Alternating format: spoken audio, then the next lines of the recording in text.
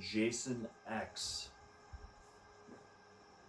So I did actually rewatch this one before I started this review.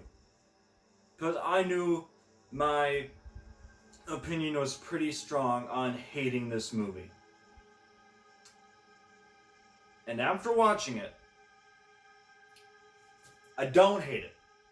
But there are multiple issues I have with it.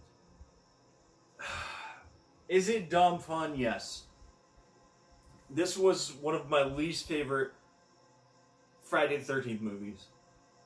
And looking back, I was kind of harsh, so I kind of grew to it. I think it's a terrible movie, but it's also a really fun time.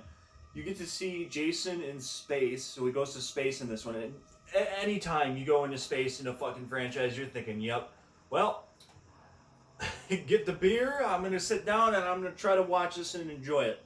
But they just end up becoming really bad. I don't know, like Leprechaun 4 in space, or, basically when any horror icon that doesn't belong in space goes to space, the franchise is off the fucking rails. But here, they do a pretty good job. I can't lie.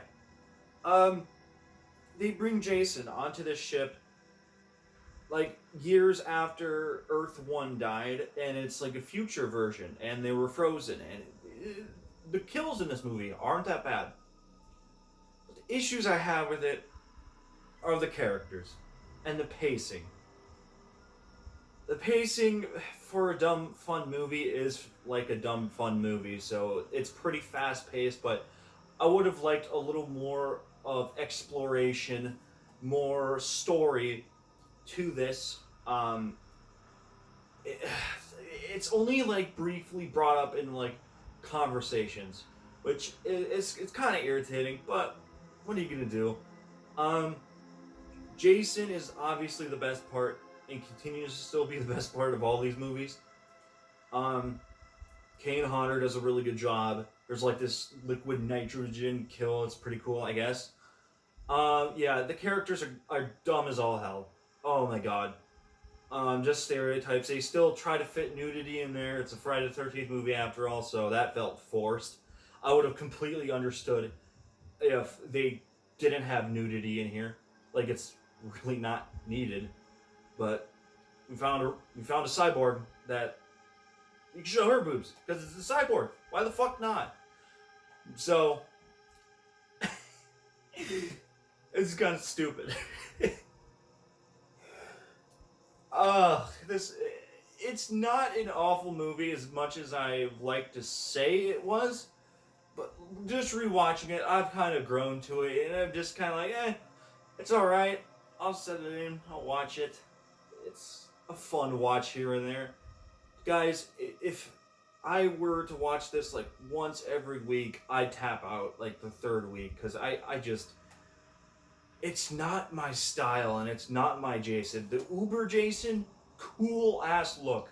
I mean, it could have looked a lot fucking goofier, to be honest, but he's got an upgrade, and for Space Jason, that is a pretty badass design. So, I think the effects for 2001 were like PS2 graphics, and maybe that's like giving it too much shit because it is a film from 2001. But I've seen like, didn't Spider-Man, like Tobey Maguire's Spider-Man, come out that year or 2002, whatever the fuck, and that had better effects than this movie, in my opinion.